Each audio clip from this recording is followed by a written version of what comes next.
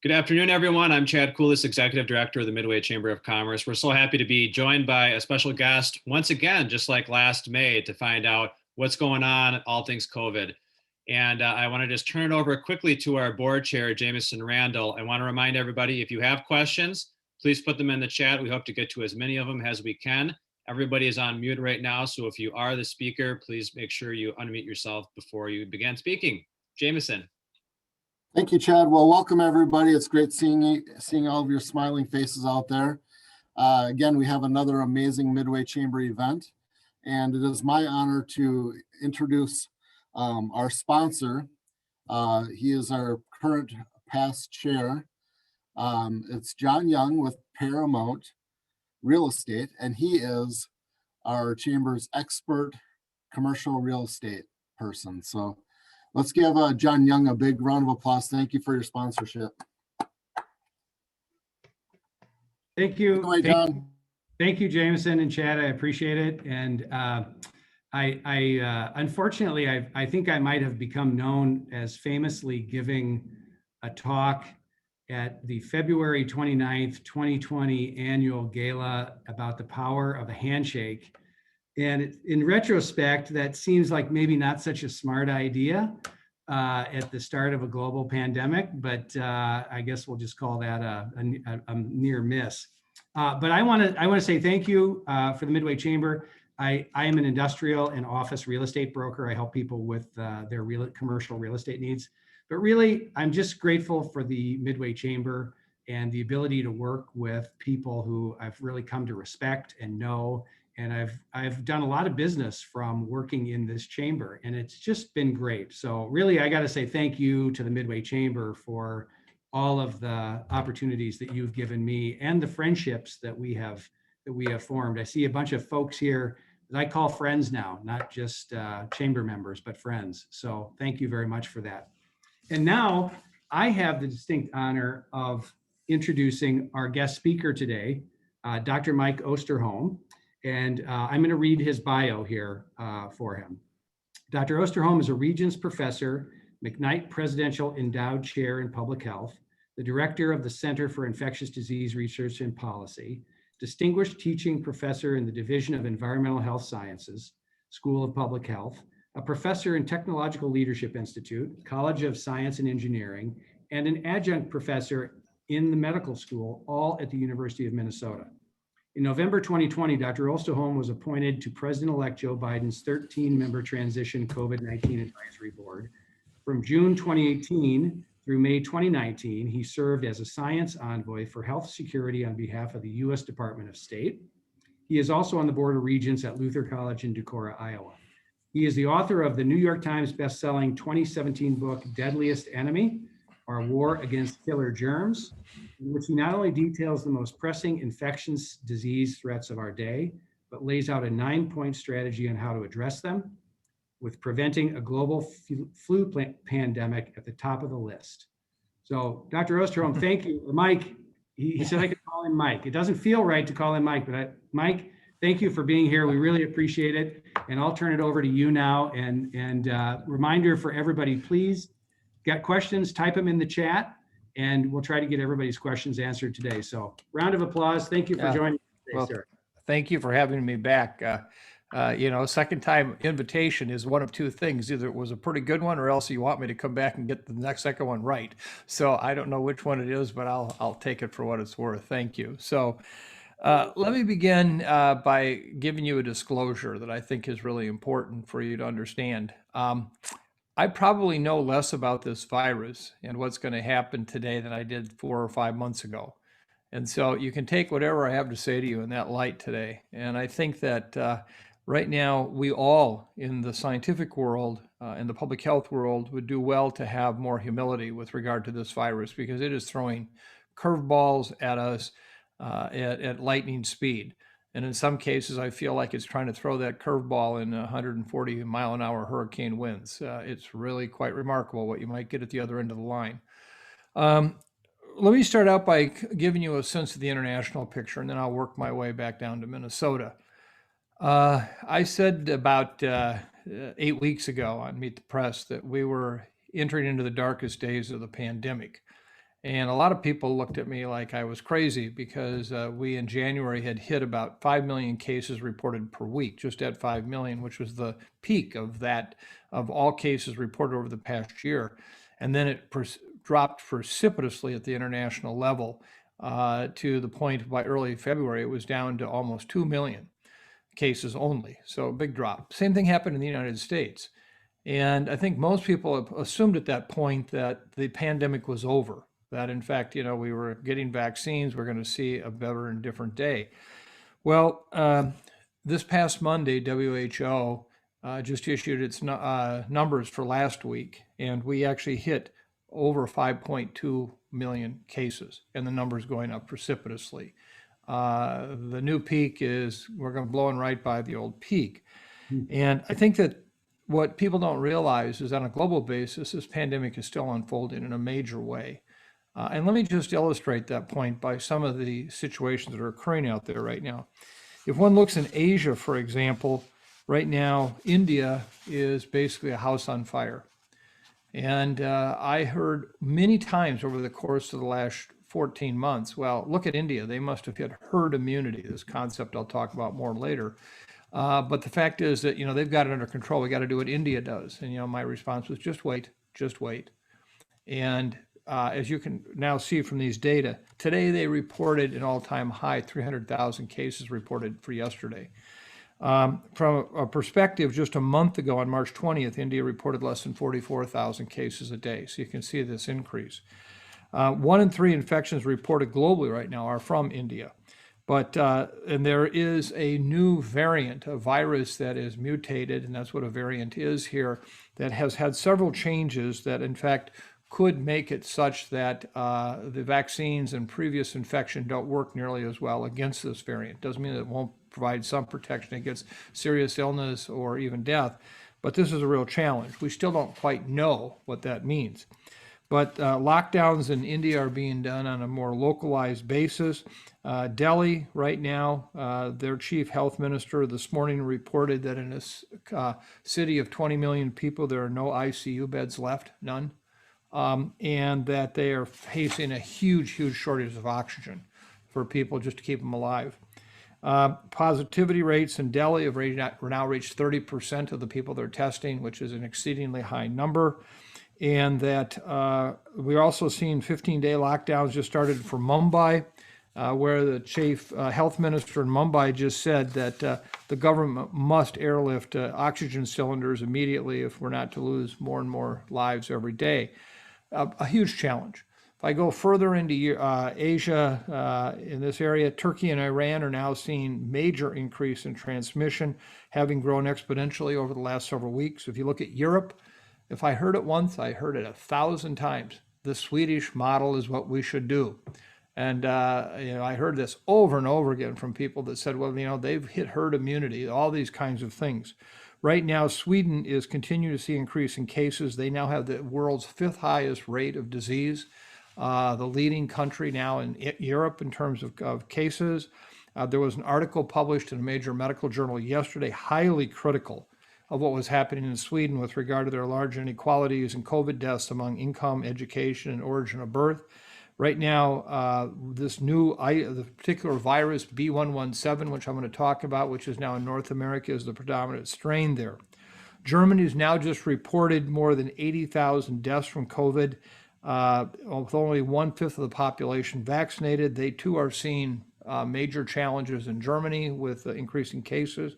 The one good news location is the United Kingdom, but they paid a hell of a price to get there to this good news. Back in late November, they saw a surge of cases that increased substantially until that of early January. They went in total lockdown before Christmas. When I mean lockdown, they really were in lockdown. If any of you saw the funeral services last weekend for Prince Philip, you understand what we're talking about in terms of how limited, even now, they are in England. Well, they are now starting to open up. But just to give you a sense of what it means, on April 19th, they only had 1 death in all of England, which is a remarkable comment. Because why? Because in the January peak, they averaged about 1,250 deaths a day. They had over 60,000 cases a day reported. And it took them literally a lockdown of 3 months as well as extensive vaccination to finally bring that under control. The question now is, will that continue? In South America, Brazil is still a major challenge there, averaging over 65,000 cases per day and 2,800 deaths. Not only have they continued to see a problem, but as we've seen major transmission to Uruguay, Argentina, Paraguay, Peru, etc. 2 weeks ago, Uruguay had the highest number of cases per capita reported in the world. And this one is another one of the viral variants called P1. This one too has the ability to evade immune protection from vaccine or natural disease. Again, how much of that is occurring is still up in the air. So I could go on with the list here, but I want to just hit one that I think is really quite important to us, and that is what's happening in Canada. And right now, if any of you are following what's going on just across the border, you're well aware of the fact that in Ontario, they are in major crisis right now. We're seeing a challenge with ICU care in Toronto. The number of cases have grown precipitously in the last 3 weeks. They unfortunately have not had the same level of vaccine that we have had here in the United States, which has created a major challenge in of itself. But Ontario, for all intents and purposes, is really a house on fire from a global basis standpoint. The other side of the country, in Vancouver and British Columbia, they've had another outbreak from this P1, the virus I just talked about from Brazil. And it started originally at Whistler in the ski area up there, and then spread throughout the rest of the province. You may have understood why the Vancouver Canucks were out of commission for several weeks because of the fact that it actually spread within their hockey team. It looks like it may be improving right now in Vancouver, but having this particular viral isolate there was surely a challenge. So that's what's happening globally. It's just getting worse, and the solution is vaccine. And we have very little vaccine for most of the world. 10 countries right now have consumed about 85% of all the vaccine in the world. They're all high-income countries. You can guess who they are. In terms of our hope for getting vaccine of some kind to the low and middle income countries was really hinging on India. The Serum Institute of India is really one of the premier vaccine manufacturers in the world. But because of the challenges in India, they actually put in place an embargo against any shipment of vaccine outside of India. So the entire other primary world market has dried up because of what's going on in India itself. So what's happening closer to home here? Nationally, we really are in an I don't know phase. Let me explain why. After we saw this big peak in January, the case numbers came down. That was not our first peak. We'd had a slight peak back in Memorial Day a year ago in the upper Midwest. That went back down. And then through early June to middle June, things seemed to quiet down. Everybody said, it's all over with. And then we saw the southern states light up from California all the way to Georgia in late June, early July. And in July, we hit 70,000 cases a day, which seemed inconceivable back in the early part of the pandemic. And then those case numbers came down as the southern states saw a reduction in numbers. And by September, we were at about 26,000 cases. And then the upper Midwest lit up. The Dakotas, Nebraska, Iowa, Minnesota, Wisconsin, Michigan, all those states lit up, and we got to 200,000 cases a day, largely carried by the activity in those states. Hard to believe when we thought 70,000 was bad. And then that number came down in early December through mid-December to about 160,000. And then the same southern states that were on fire in July were on fire again in January. And we got up to 300,000 cases a day. Imagine the shifting baseline here, how the highs just keep getting higher. But then the case numbers dropped off precipitously. And people all assume because of vaccine here now, which has been a great gift, and I'll talk more about that in a moment. But the bottom line is what we're seeing right now could be the next wave of these cases up and down, with the upper Midwest and Northeast primarily having been the main source. While vaccine is here, and as I said, I'll talk about that in a minute, we're continuing to see the emergence of cases, Michigan being by far the closest example. But even Michigan, which I'll come to in a moment, if you look at the 14-day changes in other parts of the country, we're concerned. As of yesterday, Florida in the last 14 days has had a 25% increase in cases, 15% increase in hospitalizations. Colorado has had an 18% increase in cases, 36% in hospitalizations.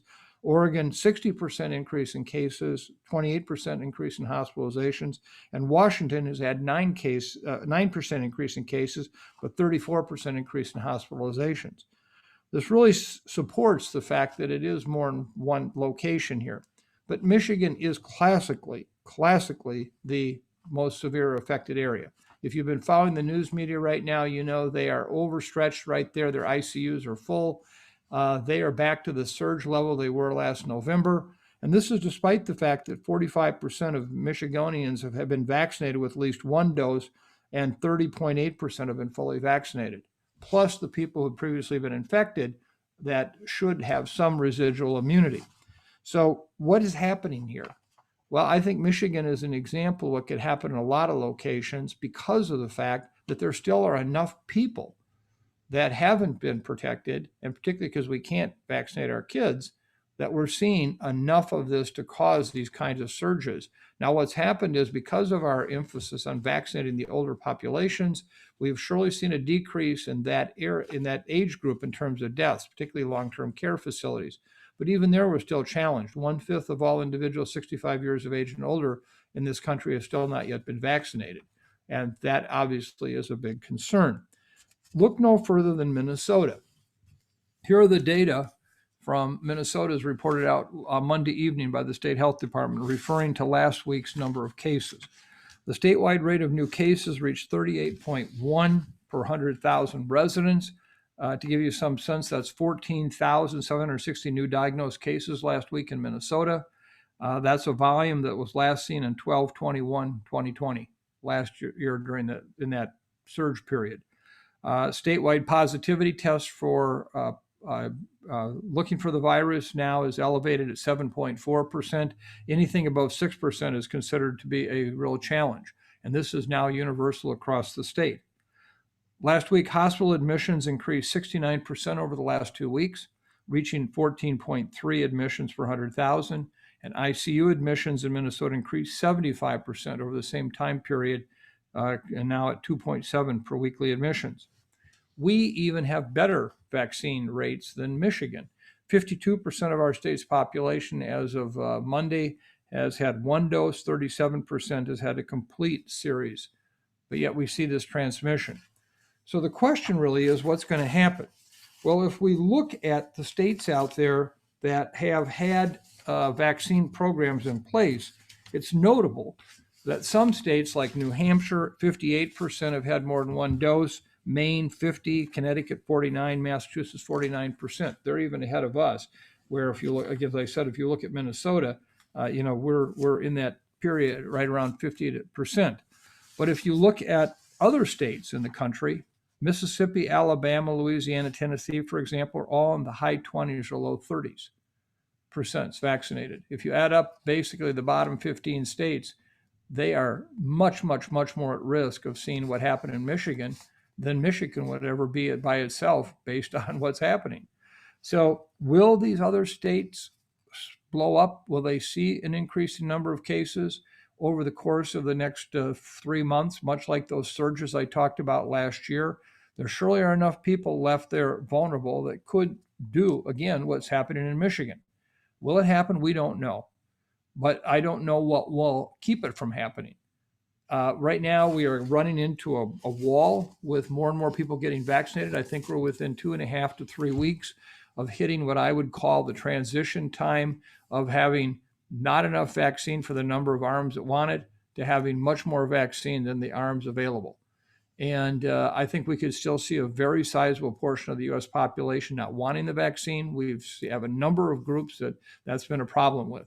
So at this point, can I tell you that what's happening in Michigan is going to happen in those southern states again? No. Can I tell you that it won't happen? No. And I think that's what people don't yet understand. We are the only country in the world, make this note, we are the only country in the world right now facing major increases in B117 who are opening up as opposed to closing down. And, I realize that we're not going to close down. Look at Governor Whitmer and the challenges she's had. Even when the federal government said, getting you more vaccine right now won't help because that'd take 5 or 6 weeks before it'd kick in. You need to shut down. And she couldn't.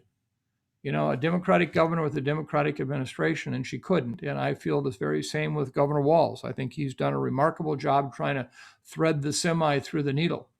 And with the legislative situation the way it is and his emergency powers at risk, I think Minnesota probably, if we saw a big explosion beyond anything we've had, we probably wouldn't shut down either, just because legally, I don't know if it could prevail. So as a country, we're done with this pandemic. The unfortunate situation is the pandemic isn't done with us. What's happening? We are now seeing many, many more cases in the younger age groups. Schools, for example, are a source of transmission we hadn't seen before. A week ago, as of that time period, for the 2 previous weeks, we had 790 schools in Minnesota with cases. If you look at those, in almost 80%, there have been multiple cases. In some cases, real outbreaks. We had a big peak in schools, almost that same number last fall in terms of cases in the schools, but less than 20% of them had multiple cases. This virus that we call the B117 is much more infectious. In fact, it's at least 50 to 100% more infectious than the old strains. And if you look at the issue of serious illness, there are data surely supporting it causes more serious illness. Right now, we're seeing an increased number of people in their 30s, 40s, and 50s in ICUs that we hadn't seen in previous days. So I think it just points out that with this highly infectious virus now, as well as serious illness, we're not sure quite where we're going. Let me just say a couple comments about vaccines. The messenger RNA vaccines, the Pfizer and Moderna vaccines have been remarkable. We have not had any serious safety signals at all from those. Time will surely bring in more cases where there may be some evidence or at least suggestion of a relationship between that and some health outcome. I would remind you all to be very cautious about that, because every day there are millions of people in this country that experience health outcomes that have nothing to do with vaccine. And if it just so coincidentally happens around the time you have a vaccine, you immediately think, it's the vaccine that did it. Now, we do have one issue with the J&J vaccine, as well as a similar issue with the AstraZeneca vaccine. These are both vaccines made with an adenovirus platform, meaning this is a cold virus that has been attenuated and not cause any symptoms at all, but it appears that it may elicit an antibody response in some very rare individuals, about 0.4 individuals per 100,000 vaccinees. And when it does that, it actually causes basically an effect on the platelets, which then causes these basically thrombi, these blood clots to occur, particularly in the brain and in the abdominal region.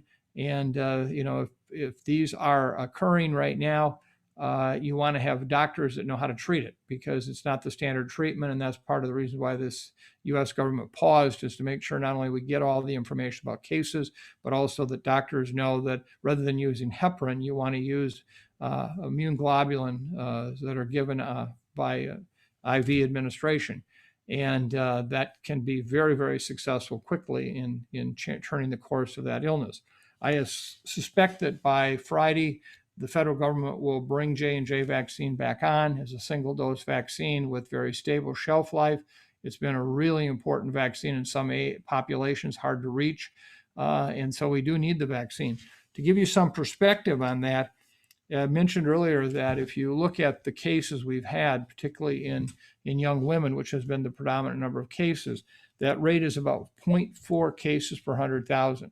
If I get COVID, my likelihood of having this very same thing happens is anywhere from 4.5 to 20 per 100,000, almost 10 to over a 50-fold increased risk of having disease. So getting the vaccine is much, much safer than actually getting the disease itself. So we need to do a much better job of explaining that to the public, but most of all, we need to get the public vaccinated. That's going to be the key thing. That's what will drive down these potentials. So let me just conclude by saying, I don't know what the next 3 to 6 months are going to hold. If we can get most people vaccinated in this country, and given the vaccine approved even in younger kids, we can have a remarkable improvement in where we're at.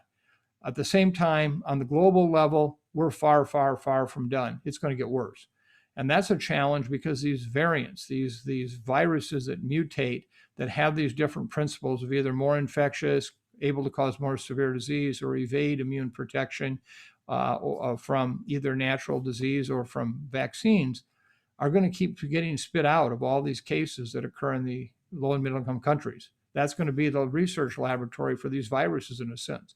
So when you have millions and millions of people getting infected every day around the world, that's where the new variants are going to spin out, and we'll have to deal with it. And some of them very well could compromise the integrity of our vaccines. And so this is a huge challenge for us right now. The administration is very aware of that. There are efforts on a global level to deal with this, but we just don't have the manufacturing capacity. You know, at this point, it'd be like saying to the automobile manufacturers, we want one electric car for every person in the world by the end of the week. You'd say, oh, that's going to be interesting. So that's kind of the challenge we have with vaccines right now. So with that, I want to close and be sure we have enough time for questions and answers or comments, and I'll do my best to deal with that. So John, again, thank you very much for having me, and I hope this update was helpful. Yeah, this is very helpful. That's great. I am not seeing any questions in the chat. So Chad, are you seeing any questions in the chat yet?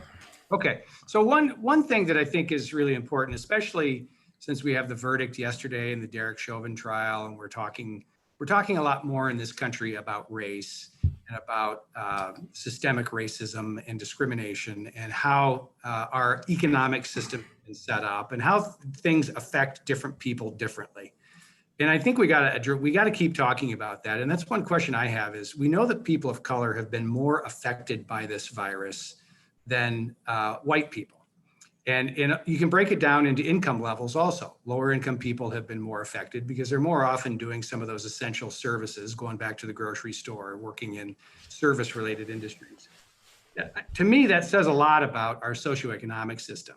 I mean, is there a medical answer to that, Mike, or are we talking about bigger societal fixes that we have to address? Well, John, it's a combination, actually. I mean, you framed the question very, very well. One of the challenges we have is, first of all, I will tell you, as an old white man, there are real systemic racism issues in health. And, just the assumption if somebody comes in of a different race, they may want drugs just because they want drugs. It's this kind of thing where there's an assumption made. And we've seen this happen, and it's been reported upon. There also are access to care issues. Who has access? When do they have access? How do they get there? If you're an individual who has to 72 years old and you have to take 2 buses 45 minutes to get to your healthcare provider, that's a deterrence that many of us don't have to ever consider. Right. And so let me just be really clear, it exists.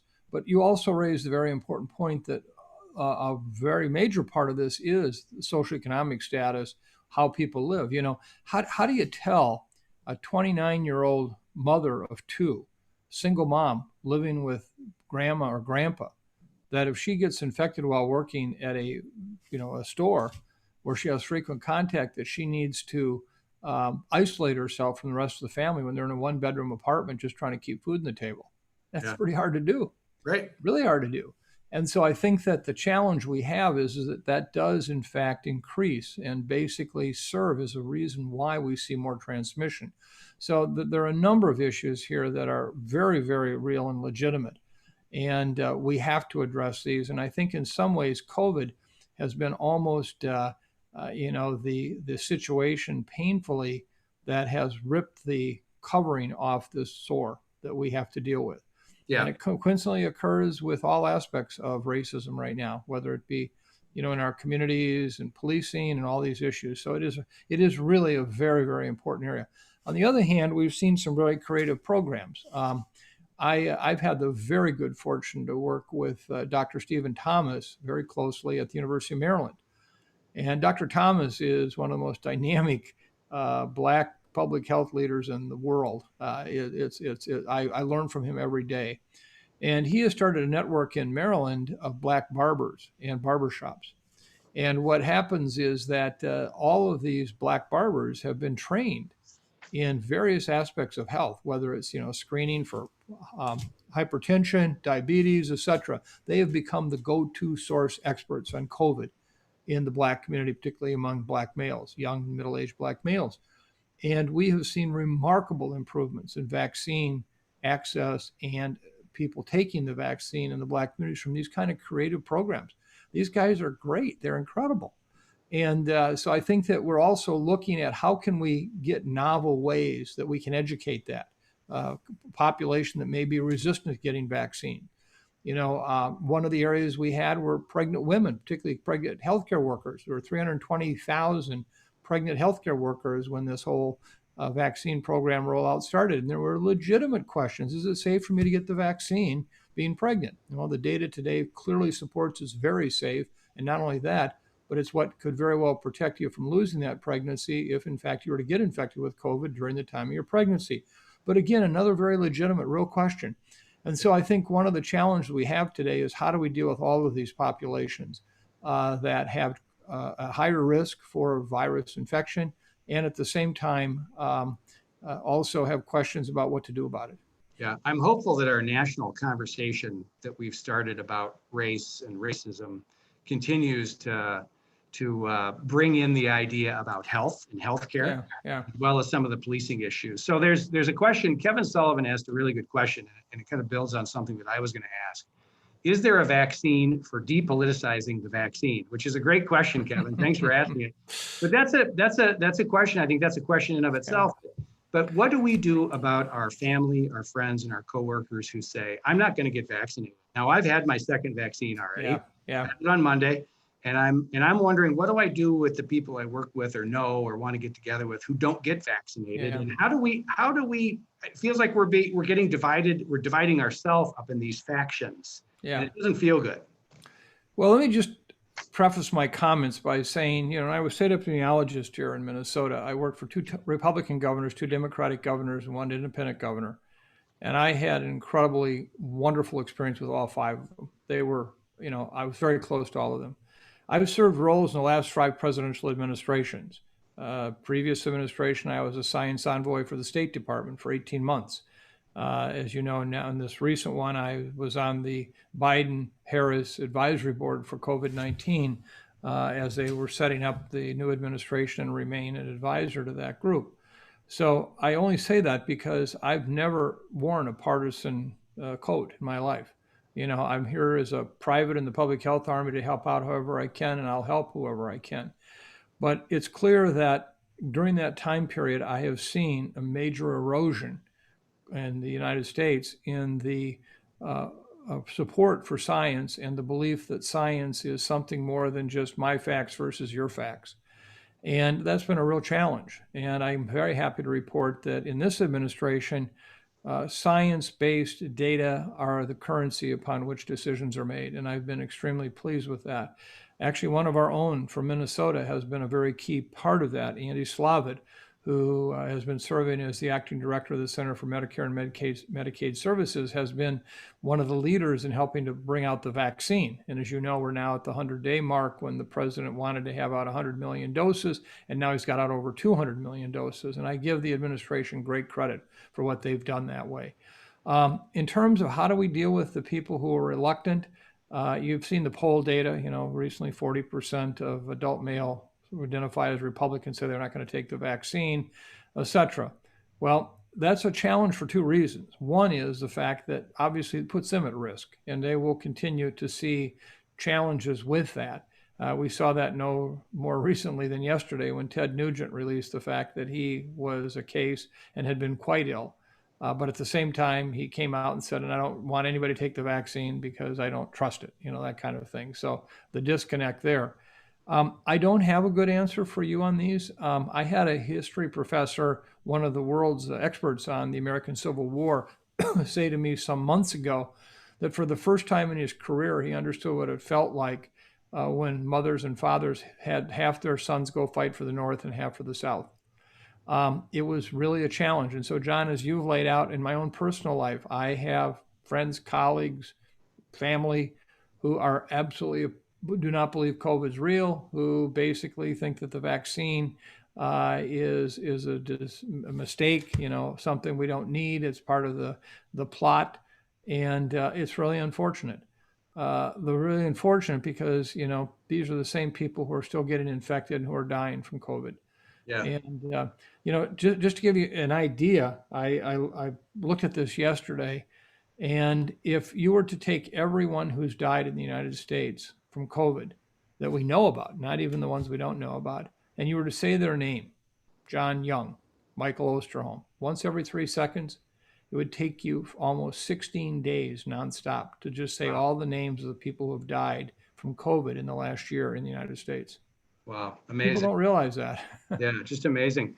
There have been a couple of questions here in the chat about the vaccine availability and efficacy for children and adolescents. Yeah. So a couple of questions. Do the variants act differently in children than previously, worse in terms of symptoms and illness? Yeah. And then any idea on timing of when vaccines will be ready for children? Wondering if what schools will look like in the fall. Yeah. I'm combining two, they're similar, but just so you get the flavor of the question. No, thank you. That's a great question again.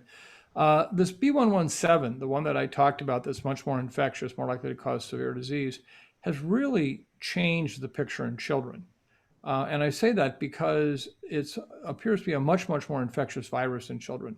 I was a very strong supporter of opening up in-class learning for K through 8 because we had seen very little evidence of transmission in there in the schools and that it wasn't really a problem. And when they did pick it up, it was more community acquired. That's really changed. And with B117 now, as I mentioned earlier with the school data, we do see this as a much more highly infectious virus in kids transmitting to them, each other, as well as to adults and so forth. And I think that right now, some of the very important transmission that's being driven in young adults into their 40s are kids infecting their parents. I've spent the last 40 some years of my career working in influenza. And, the nightmare scenario always is that, oh my God, when you see all the grade schools and junior highs suddenly pop with big outbreaks of influenza, it's just a matter of 7 to 10 days before the community is going to be hot. We didn't see that at all early on with this pandemic. And now more recently, I think that's what we're seeing. We're seeing young kids transmit a lot more. They do get sick, still fortunately less frequently than their adult counterparts, but we do have a number of kids who have been very sick, kids who still die, and that's a challenge. In terms of when will they get vaccine, I think you're going to see it potentially approved for down to age 12 very shortly with one of the mRNA vaccines, and hopefully even lower by the time school starts, potentially down to 10 years of age. I think by early to mid-fall next year, it's very possible we could see it approved down to 6 months of age, which would be a godsend if that were to happen. So we are working on that. That's a very high priority situation, and we only hope that is going to be realized soon. Yeah. Is this our future where we're not shaking hands and we're wearing masks and social distancing? I mean, is this what we're up against in the next 10 or 20 years? Is there going to be another virus that comes along that is as deadly and contagious? Or are we going to get over the hump and we're going to get back to sitting at the bar having a Manhattan with one another? Well, if my crystal ball were as big as the moon, I could start to entertain some of these, okay? But right now I'm challenged. We're not going to keep wearing masks. Society's not going to want to wear masks. And I don't want to. I can tell you right now, I love nothing more than to get together with 3 other couples and have the 8 of us at dinner in a private home, all vaccinated, no masks, hugging, sitting next to each other. I can't wait for that to happen on a more frequent basis with a lot of people. This should be one of the incentives why people get vaccinated. Right. The idea of what happens in public, I liken the vaccines right now for a sense of an analogy. Imagine they're like a 90 to 95% protective fire suit. Okay, so if I'm a fire responder, boy, it's great to have that. But that 5 to 10% means I'm not just going to walk into a 10-foot wall of flames because I got this 90, 95% protective suit on. And I think that one of the challenges we have right now is that there are many environments. I think a lot of public restaurants, venues like that, there's still substantial transmission going on. We're seeing it in youth sports. And I think that that's a situation where, I'd rather not be exposed to that right now. I'd like to see more people get vaccinated and make it safer. I can see a day potentially where restaurants, for example, are going to ask for identification. Have you been vaccinated or not? Now, that immune passport concept has been very controversial. Some people said, no way, are we going to do that? Some governors have said, no way. Others have said, absolutely, we're going to do that. How else will we feel safe out? And, if you're sitting next to somebody in the theater for 2 hours you don't know, Do you know whether they're potentially infected or not? Well, vaccine status surely is a good sense of what that might be. So Yep. I think you're going to see that kind of a world develop. I don't think people will continue to shut down, lockdown. Look at, you got governors like the governor of Michigan in the face of a major, major challenge. Can't really enforce anymore in terms of shutdown kinds of issues. Can't limit contact. The society just won't accept it. Right. So, so is it the case that vaccinated individuals are still able to get and transmit? Jameson Randall asked the question. Yeah. Are vaccinated individuals still able to get it and transmit Right. it, or is it just unvaccinated people who Yeah. are doing it? Well, first of all, remember when we talked about the vaccines being 90 to 95% effective, that of course meant that 5 to 10% lacked effectiveness, okay? And so that's still an incredible vaccine. So these cases of breakthrough aren't unexpected. And some of the breakthroughs are going to occur more frequently in populations such as the older, elderly frail, where we know if you look at influenza vaccine, it might be 50 to 60% effective in young adults. It may be almost close to zero in elderly, frail elderly people. Same thing's going to happen with COVID-19 vaccines. So that from that perspective, you know, whether it's immune compromised people, people who have been organ transplant recipients may have lowered protection. We're going to see these come through. Typically what we've seen happen, and data coming out from England later today, tomorrow actually, their time, later our day, will actually support the fact that there are cases that occur with having been vaccinated, but typically they're much less severe, less likely to be hospitalized, less likely to die from your infection. Still can happen, but it's much lower. So that's going to be the case. We're not going to have the perfect vaccines. Now, the challenges are when you need boosters. And let me distinguish boosters from new vaccines. Boosters are what happens when you get the very same vaccine again, meaning we're just trying to keep the immune system revved up, okay?